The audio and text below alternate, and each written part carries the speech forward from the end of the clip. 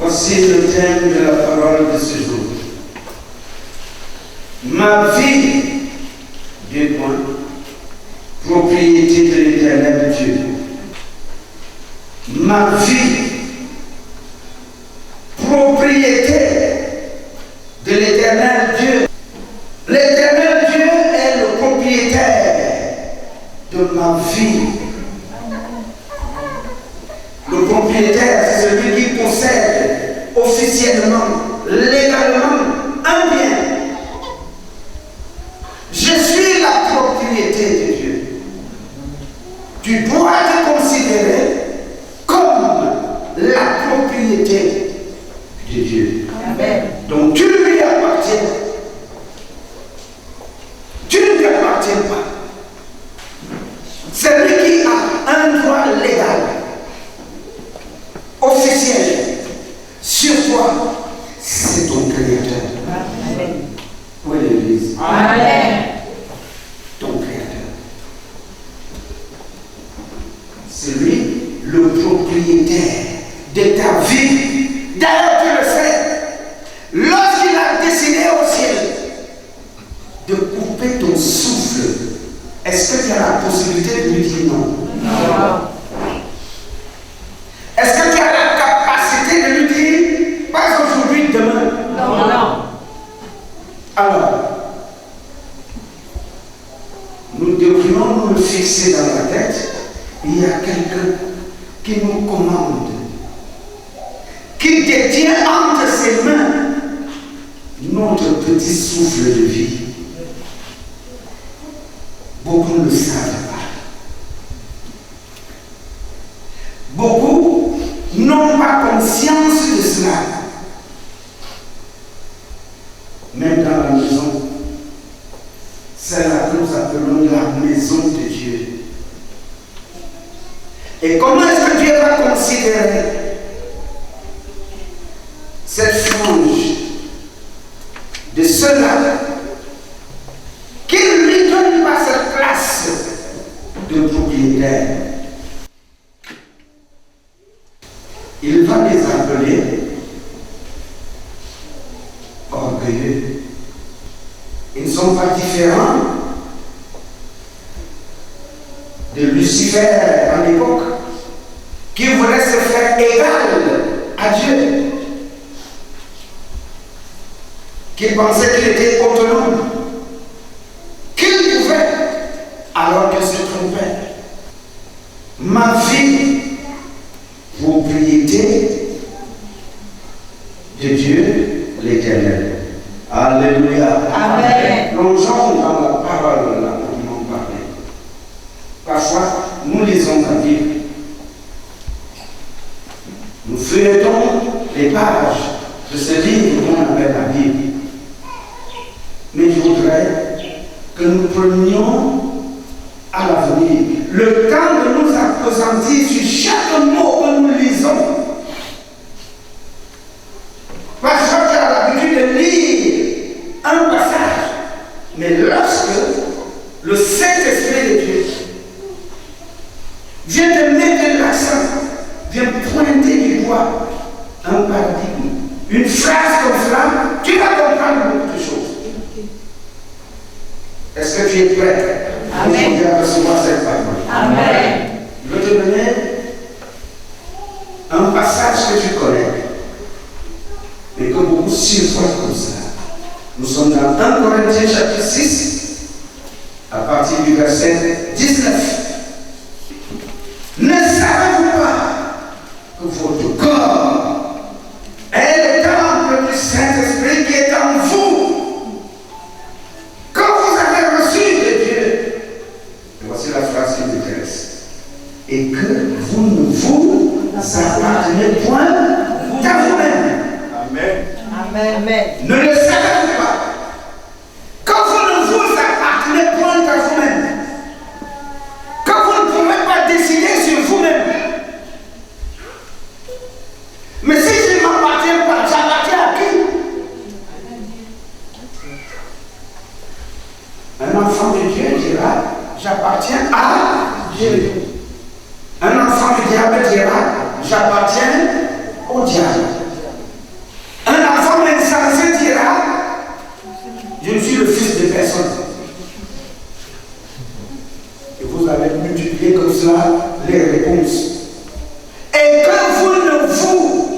appartenez point à vous-même. Église de Dieu, fixe ceci dans ta tête. Si tu te dis, si tu le confesses, si tu le proclames de ta bouche que tu es un enfant de Dieu, tu ne t'appartiens point. Et quand tu vas mettre ça dans la tête, ça va changer beaucoup de choses dans ta vie, dans ta manière de voir la vie, de comprendre le même Dieu. Je ne m'appartiens pas à moi-même. Il y a quelqu'un à qui j'appartiens. Donc, je suis la propriété de quelqu'un. Ce quelqu'un-là, c'est Jésus. Amen. Est-ce que tu es d'accord avec moi? Amen. Si tu es la propriété de Dieu, ça changera beaucoup de choses dans ta vie. Est-ce que tu m'entends? Amen. Est-ce que tu es d'accord avec cette parole? Amen. Alors dis-le avec moi. Je suis la propriété de Dieu. Je suis la propriété de Dieu. Il a un droit légal sur moi. Il a un droit légal sur moi. Il parlera et j'écouterai. Il parlera et j'écouterai. Il me montrera tel chemin et je le suivrai. Il me montrera tel chemin et je le suivrai. Amen. Amen. La suite dit, verset 20. Tu vas comprendre pourquoi nous ne nous appartenons pas à nous-mêmes.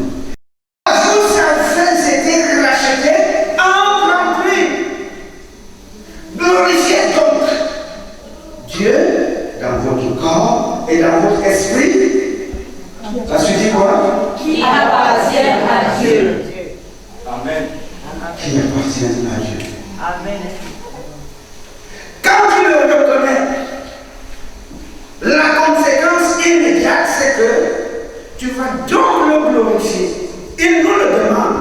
Et c'est ce qui doit être fait avec notre corps et notre esprit qui lui appartiennent. Ne savez-vous pas que vous appartenez à Dieu? Si tel est le cas, si tu le sais, glorifie donc. C'est une conséquence directe, immédiate. Tu diras, parce que je ne m'appartiens pas. Puisque j'appartiens à Dieu, alors je me dois de le glorifier, esprit et corps. Corps, esprit, qui lui appartient. Amen. Mon corps lui appartient. Mon esprit lui appartient. Est-ce que l'Église suit? Amen. Est-ce que l'Église comprend? Amen. Alors, si tu le comprends, est-ce que tu vas à nouveau livrer ton corps au monde? Non. Que Dieu déteste? Non. Quand il parle du monde, c'est lui qui a créé le monde. Je parle des choses du monde. Le style de vie des gens du monde. L'une des grandes faiblesses de l'homme, c'est son corps, c'est sa chair, qu'il voudrait à tout prix satisfaire. Glorifier donc. Ça dit donner gloire. Donner gloire à Dieu ne se limite pas par une proclamation verbale. Seigneur, je te glorifie. Seigneur, je te loue. Seigneur, je te magnifie. Ça, c'est l'expression qui jaillit de ton style de vie. Mais tu le ferais vivre de manière contraire et ouvrir ta bouche pour le dire. Il y a des phasages. Tu ne peux pas vivre de telle sorte que Dieu ne te regarde pas. Tu ne peux pas vivre d'une manière telle que l'Esprit de Dieu soit attristé et en même temps venir lui dire soit glorifié, soit magnifié, soit béni. Tu le glorifieras avec ton corps et avec ton esprit. Amen. Tu vas suivre la suite. La suite va te donner les détails. Est-ce que l'Église comprend la parole de ce jour? Amen. Donc le propriétaire de la vie du vrai chrétien, c'est qui? C'est Dieu. Je voudrais que toute l'Église réponde. Le propriétaire de la vie du vrai chrétien, c'est qui? C'est Dieu. Merci. Donc, quand tu as compris cette vérité, voici le travail qu'accomplira donc Dieu dans ta vie. Parce que ça ne vient pas automatiquement. Un travail va se faire. Et il aura une grande part dans ce travail de moulage, de formation. Lisons-le dans 1 Thessaloniciens chapitre 5, à partir du verset 23. Que le Dieu de paix vous sanctifie lui-même tout entier et que tout votre être, l'esprit, l'âme et le corps soient conservés irrépréhensibles lors de l'avènement de notre Seigneur Jésus-Christ. Amen. Celui qui vous a appelé est fidèle et c'est lui qui le fera. Amen. C'est lui Dieu qui le fera dans sa fidélité. Il fera quoi? Il vous sanctifiera lui-même tout entier. Esprit, âme et corps.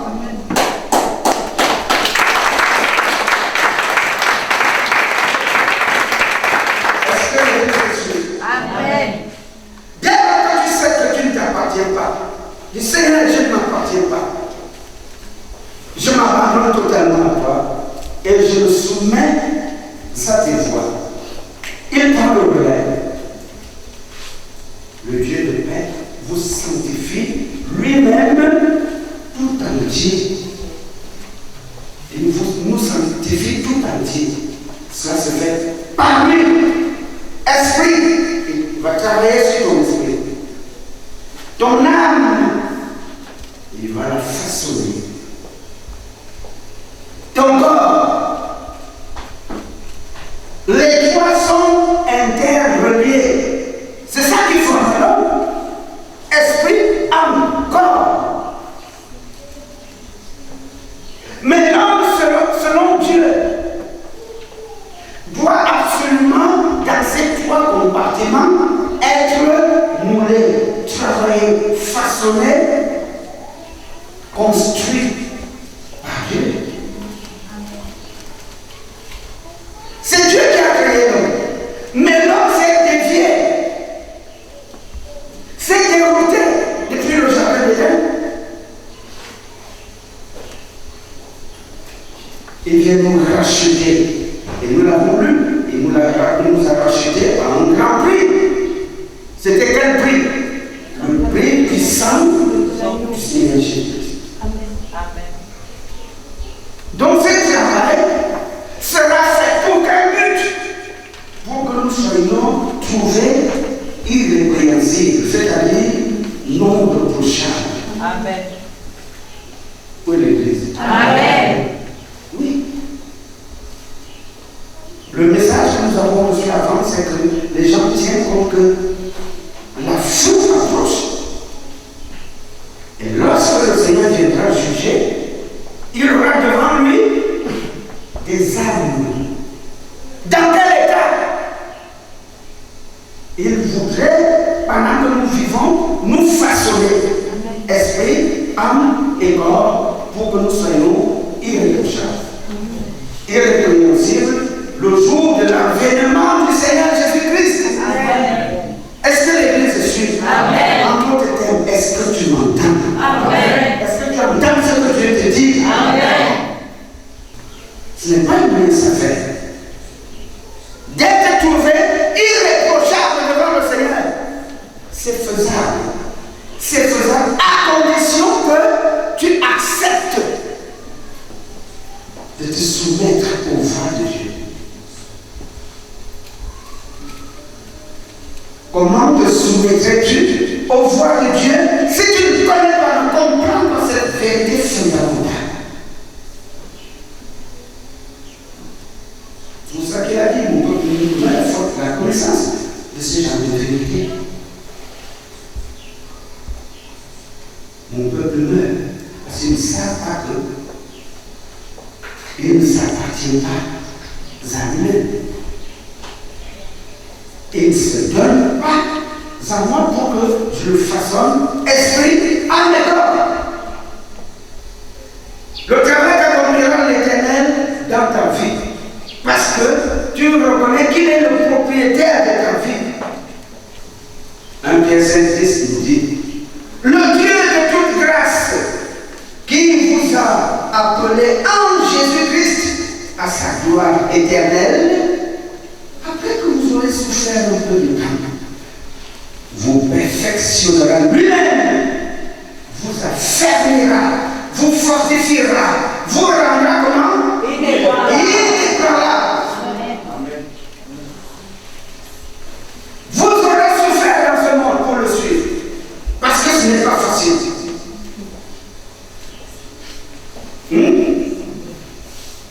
Pas du tout. Et dans cette marche, tu souffriras.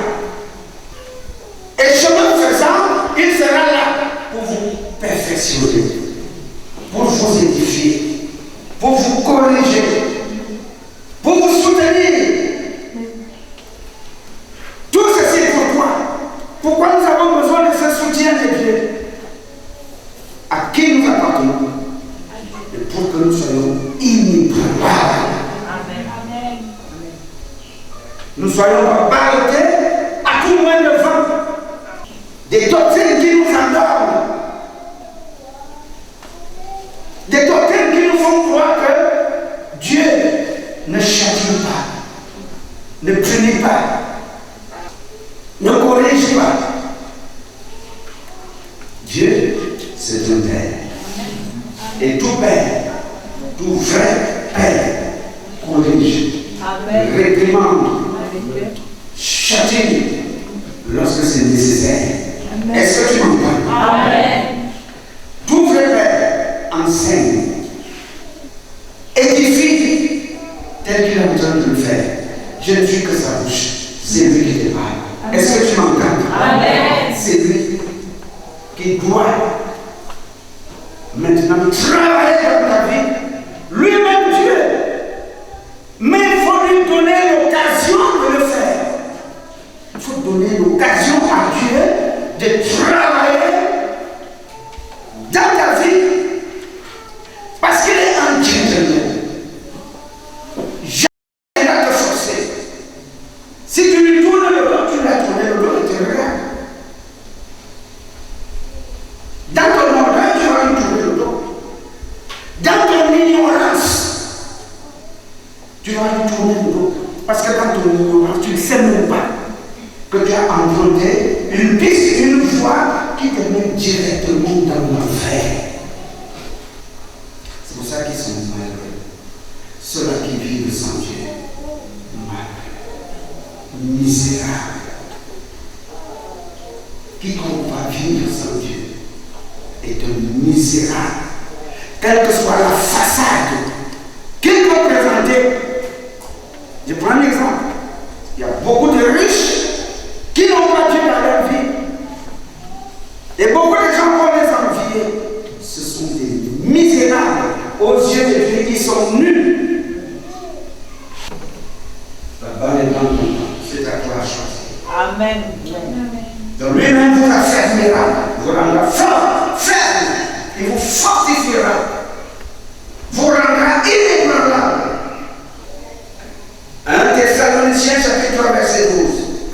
Pour voir le travail qu'accomplira l'Éternel dans ta vie. Lorsque tu lui diras, me voici, il est écrit, quand le Seigneur augmente de plus en plus parmi vous, et à l'égard de tous, cette charité que nous avons nous-mêmes pour vous, afin d'affermir vos cœurs pour qu'ils soient irréprochables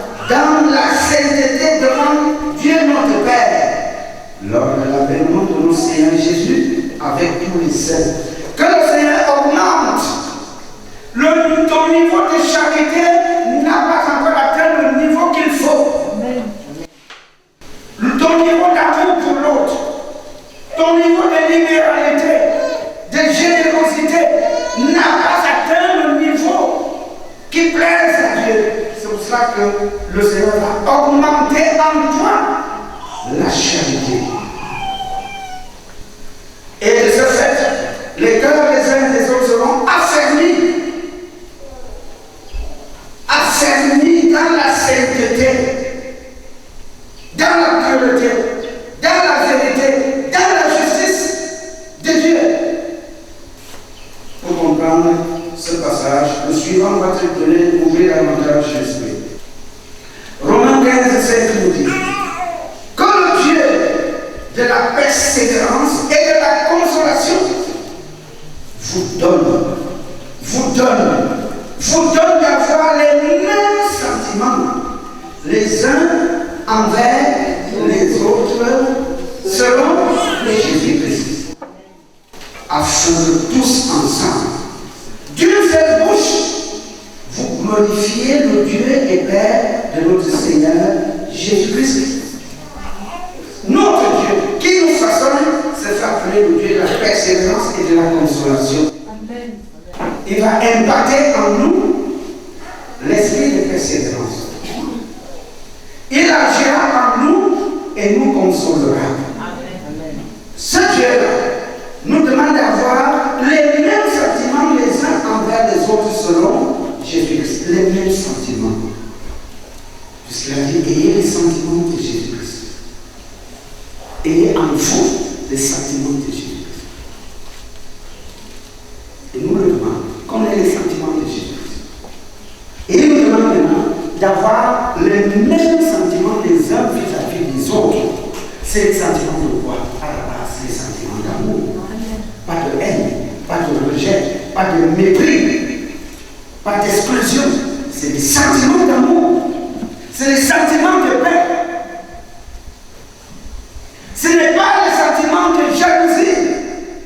Quand vous venez dans la même assemblée et vous êtes jaloux de vos confrères. Non. Et vous vous levez dans votre coin pour médire. Ça s'appelle au Congo ça, la médisance. Pour prendre les couteaux qu'on fait et piquer derrière les dos des autres. Ayez les mêmes sentiments, c'est-à-dire les mêmes pensées de grâce. Beaucoup sont rattrapés à partir de leurs pensées. Dès que la moindre idée comme ça passe dans la tête, et bien tu commences à nourrir cela. Et ça empoisonne ta vie. Ça souille ta vie, ton corps, qui ne t'appartient pas. Ce qui souille l'homme, dit Dieu, ce n'est pas ce qui sort de l'extérieur pour entrer en toi. Ce qui te souille, ce sera tes pensées. Ce que tu nourris à l'intérieur de ton corps, ça va te souiller. Et qui est souillé est disgrâce aux yeux de Dieu. Est-ce que tu m'entends? Amen. Donc les sentiments que tu dois avoir vis-à-vis de toi sont des sentiments de pureté de cœur. Est-ce que tu m'entends? Amen. Des sentiments d'amour. Et non le contraire. Et ces sentiments vont nous pousser par rapport à toi à être dispendieux, à être charitable, à donner sans réserve de mon temps, de mes prières, de mes finances. Je donne. Pas pour me glorifier, pas pour me dire que j'ai fait ceci, j'ai fait cela. Pas du tout. Par amour pour le prochain. Est-ce que tu m'entends? Amen. C'est ça qui doit nourrir le cœur et la vie de tout enfant de Dieu qui se reconnaît comme la propriété de Dieu. Ce propriétaire qui demande ceci. Celui dont tu dépends te demande d'agir ainsi. Et non le contraire. Les relations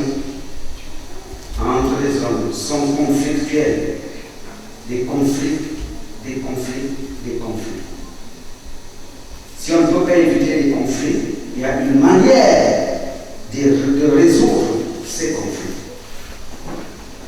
Philippiens chapitre 2, verset 4 nous dit que chacun de vous, au lieu de considérer ses propres intérêts, considère aussi ceux des autres. Amen. Verset 21. Tous, en effet, cherchent leurs propres intérêts et non ceux de Jésus-Christ. Prends en compte les intérêts de Jésus-Christ. Et lorsque tu le feras, tu considéreras les intérêts de l'autre. D'ailleurs, la parole rapidement est dit, considère même que l'autre est au-dessus de toi. Donc, dans nos relations interpersonnelles, nous devrions tenir compte que l'autre est supérieur à moi. Quand il y a ça dans l'idée, l'esprit d'orgueil, de supériorité qui a dans l'âme de beaucoup va se taire.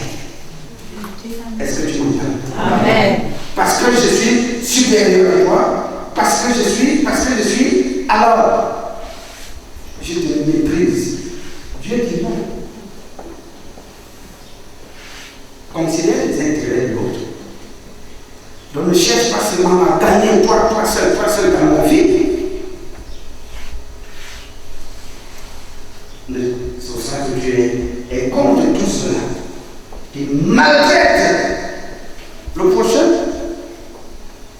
Tu peux être comme ça dans ta maison, tu utilises les gens qui vont travailler pour toi, tu les méprises, tu les minimises, tu les écrases, tu les considères comme des sous-hommes. Dieu dit non. Si tu sais que tu as un propriétaire, Dieu, c'est lui qui te parle. Amen. Est-ce que tu m'entends? Amen. En tant que sa propriété, tu dois marcher selon ses voies. C'est moi qui est en train de te donner maintenant. La Bible est basée sur ce fondement-là. Un, il y a Dieu.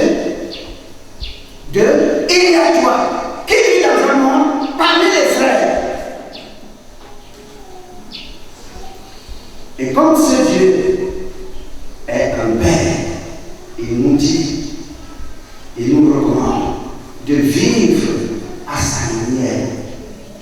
C'est comme ça que les choses se font au ciel. Dans son royaume,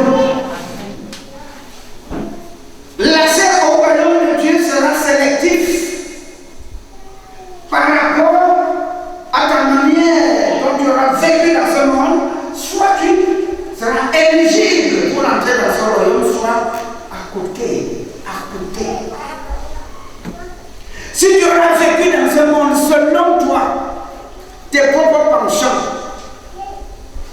ton propre cœur, en faisant fi de ce que Dieu te dit, mon ami, tu iras.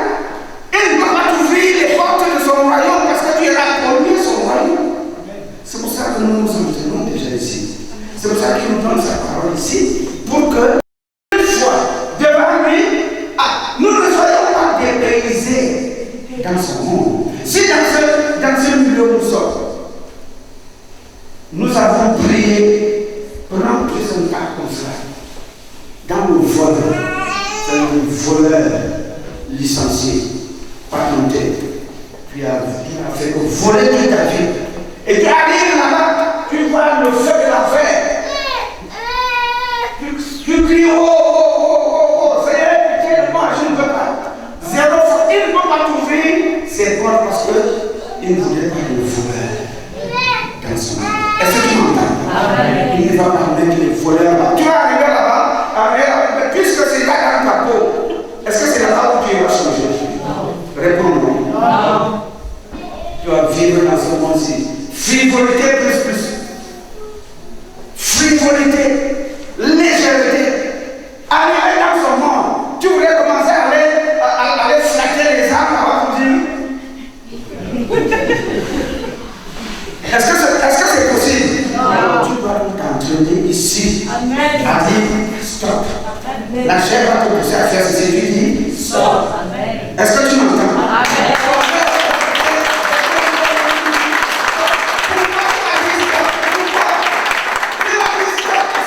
Tu te prépares à aller vivre dans un monde où il n'y a pas ça.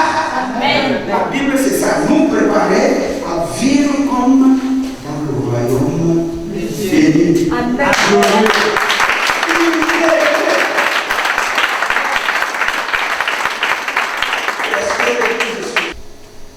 Alors, qu'est-ce que Dieu attend de toi?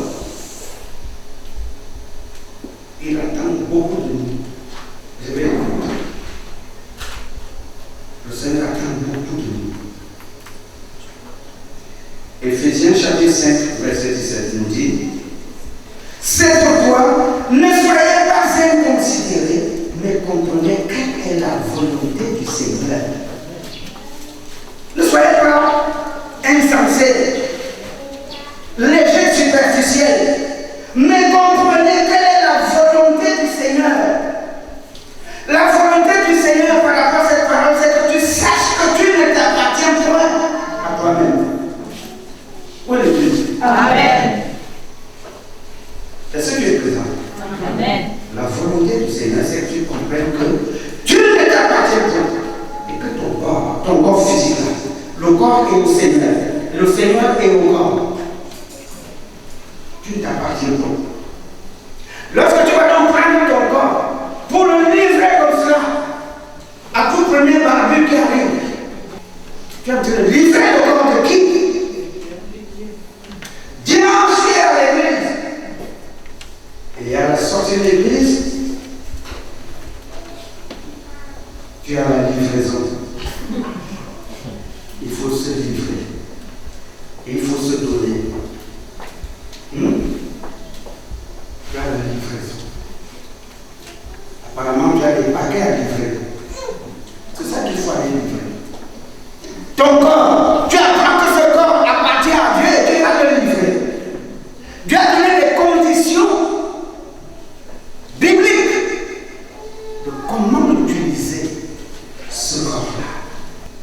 Je ne parle pas seulement de la débauche sexuelle. Quand tu apprends ton corps et entrer dans un groupe, le Seigneur parlait des cercles vicieux, où vous allez fumer les affaires qui vous emballent la tête. Tu as livré ton corps. Quand tu vas aller avec ton corps, tu prends ton corps. Tu sais que ce corps appartient au Seigneur. Tu t'assois dans un bar et parce que tu as l'argent, tu as gagné tes 35 000 francs de mois et tu vas t'asseoir. Tu dis, 3 bières là, allez les amis, venez. Nous allons boire. Ils ont des mots bizarres. 3 bières. Non, c'est pas assez. Parce que quand ça commence à monter, tu oublies qu'il y a la femme à la maison. Il y a des enfants. Tes 35 000 francs là, ils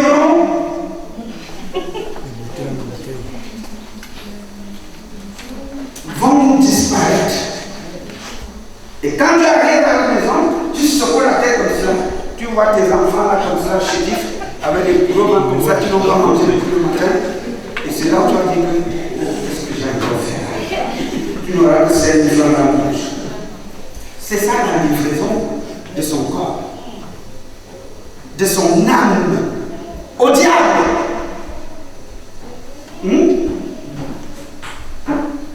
Est-ce que l'Église suit? Amen. Si tu aimes Dieu, tu seras jaloux de ton corps. Amen. Est-ce que tu m'entends? Amen. Parce que Dieu lui il est jaloux de toi. Amen. C'est pour cela qu'il a donné son fils pour toi. Amen. Ce fils est allé jusqu'à mourir.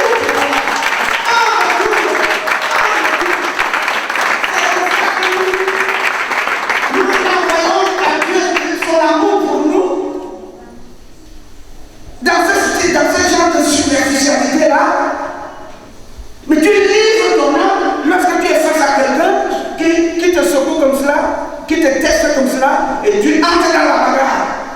D'abord la bagarre verbale. Commence à le minimiser, commence à insulter. C'est ça, livrer son corps, son âme, son esprit. Dieu est supposé, comme nous appelons la Bible, former l'esprit, l'état de ta pensée, ton âme, ton corps. Mais lorsque tu iras dans les débordements de ce genre-là, où est donc Dieu? À quoi il doit servir? Oui, il est où? Et Dieu donc dans tout ça, il est où? C'est ce qu'il dit. C'est un enfant de Dieu, celui qui fait, pas celui qui dit être. Est-ce que tu comprends? Amen.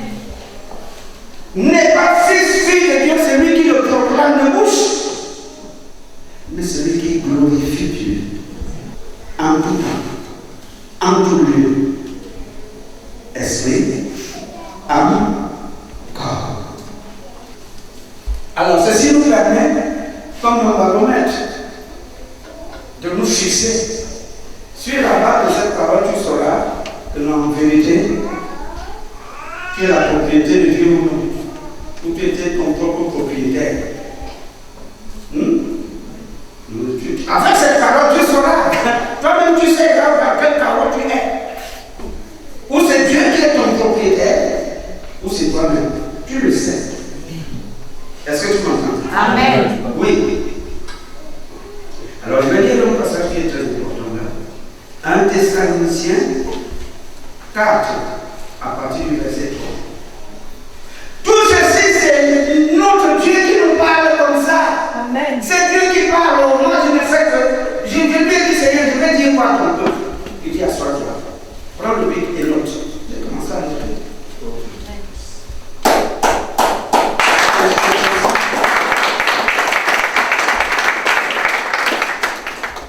1 Thessaloniciens 4 dit, ce que Dieu veut. Alors, il a la volonté. Il a des choses qu'il veut. Ce que Dieu veut, c'est quoi? Votre sanctification. Que vous soyez sanctifiés, des êtres mis à part pour Dieu, qui vivent dans la sainteté, dans la pureté, qui vivent dans la crainte de Dieu, qui vivent à mettre en pratique la parole de Dieu. C'est ça la sanctification. Tu es sanctifié. Tu n'es pas à la merci de tout va. Ce que Dieu veut, c'est votre sanctification. C'est que vous vous absteniez de l'impudicité. C'est possible, c'est faisable. C'est que chacun de vous sache posséder son corps dans la sainteté et l'honnêteté, sans vous livrer à une convoitise passionnée, comme font les païens qui ne connaissent pas Dieu. Cette personne use envers son frère de fraude et de cupidité dans les affaires. Parce que le Seigneur tire vengeance de toutes ces choses. Comme nous l'avons déjà dit et attesté. Car Dieu ne nous a pas appelés à l'impureté, mais à la sanctification. Écoute bien ce qu'il dit au verset 20. Celui donc qui rejette ses préceptes ne rejette pas son nom. Mais Dieu qui vous a aussi donné son Saint-Esprit. Amen. Alléluia.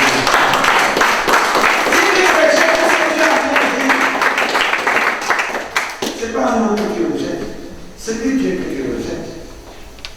Et il a dit que tout cela qui vont le renier seront reniés au-devant de la face du Père. Est-ce que je vous entends? Amen. Renier cette parole, c'est renier Dieu. Parce que Dieu est dans sa parole. Il est là-bas. Amen. C'est ça la parole. Ce qu'il veut, c'est ça. Donc, si lui, il veut ça, et toi, tu lui dis, garde ça pour toi. Moi, ce que je veux, c'est la vie. les envolées. C'est le démarrage. Beaucoup font dire ça. Alors, et lorsque tu vas démarrer, tu feras quoi? Dans ta voiture, parce que ta vie est considérée comme une voiture. Quand tu fermes la portière, tu as démarré, tu es sur l'accélérateur, boum, c'est parti, vitesse. Nous sommes au siècle de la vitesse. Alors, boum, fais la vitesse, tu ne regardes même plus les choses ni à droite ni à gauche.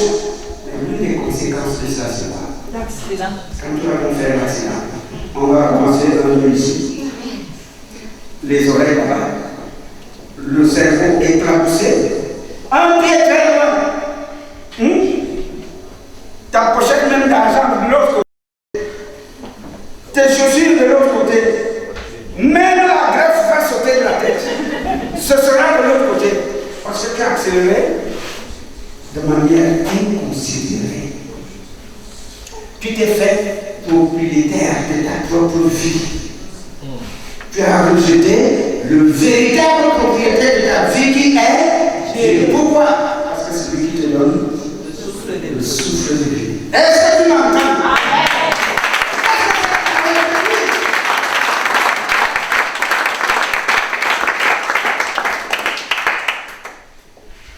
Elle est là, elle est donnée comme une matière à réflexion. Beaucoup viendront me dire à la fin, pasteur, cette parole était ma parole. Où est ta parole? Où est ta parole? Dieu s'adresse à toi. Est-ce que tu m'entends? Amen. Philippiens chapitre 3, verset 18 dit, car il en est plusieurs qui marchent en ennemi de la croix de Christ. Je vous en ai souvent parlé. Et j'en parle maintenant. Maintenant. Encore en pleurant. Beaucoup marchent en ennemi de la croix. Ennemi de la croix. Dans leur vie, ils n'intègrent pas la notion de la croix. Jésus-Christ a souffert à la croix. Et beaucoup diront, j'ai été crucifié avec Jésus-Christ. Et si je vis, ce n'est plus moi qui vis. C'est qui? Jésus-Christ qui vit en moi. Beaucoup ne crucifient pas leur vie. Parce que Jésus-Christ à la croix était en train de payer un prix. Il était crucifié. Si tu lis bien la Bible, tu comprendras que avec nous, ou nous avec lui, tous ceux-là qui ont dit oui au Seigneur ont crucifié leur vie terrestre, mondaine, pécheresse. Ils ont crucifié leur nature. Donc les ennemis de la croix sont ceux-là qui ne tiennent pas compte qu'il y a des choses dans leur vie qu'il faut abandonner, qu'il faut rejeter. C'est ça les ennemis de la croix. Ils sont propriétaires de leur vie, ils voudront vivre comme ils veulent. Ce n'est pas ce que je nous demande. Nous devrions être amis de la croix. Nous sommes des amis de la croix. Nous souffrons avec Jésus-Christ. Oui, il n'y a personne dans ce monde qui dira j'ai choisi le Seigneur Jésus-Christ. Et voudrait vivre pieusement sans persécution. Un gros mensonge. Quand tu dis oui, le diable se lève et vient tout faire pour t'afficher, pour te désorienter, pour te dire non, tu ne dois même plus souffrir. Qui t'a dit ça? Qui t'a dit? Cite-moi dans la Bible quelqu'un comme cela qui a marché pour Dieu et qui n'a pas souffert. Écoutez les témoignages des hommes de Dieu, des vraies femmes de Dieu dans ce monde. Les paquets qu'ils ont eu, tu mets ce main dans ta bouche.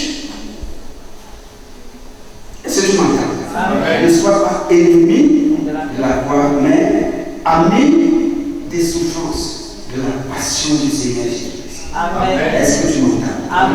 Pour conclure, je donne ceci. Philippiens chapitre 1, verset 6. Dit, je suis persuadé que celui qui a commencé en vous cette bonne œuvre la rendra parfaite pour le jour de Jésus-Christ. Celui qui a commencé à te parler, qui a commencé à façonner ton esprit, ton âme, ton corps.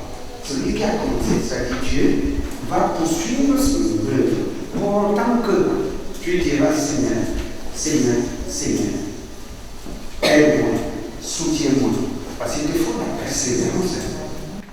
Ceux qui gagneront, ce sera les persévérants. Seigneur, aie pitié de moi. Seigneur, dis-moi pardon. Oh Seigneur, j'ai fléchi, je ne veux pas rester au sol. Seigneur, oh, avec toi, jusqu'au bout.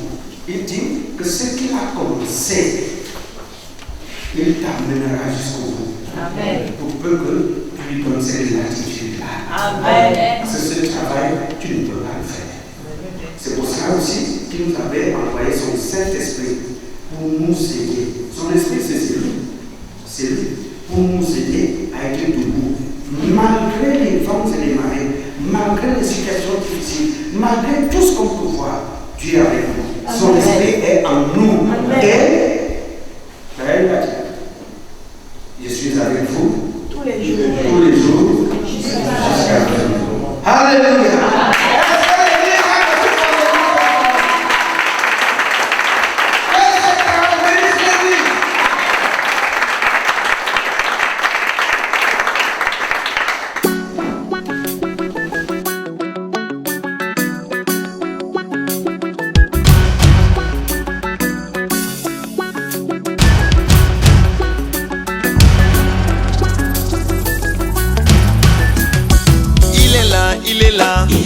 Jésus-Christ est là, le bon berger est là, pour toi et pour moi, pour nous consoler.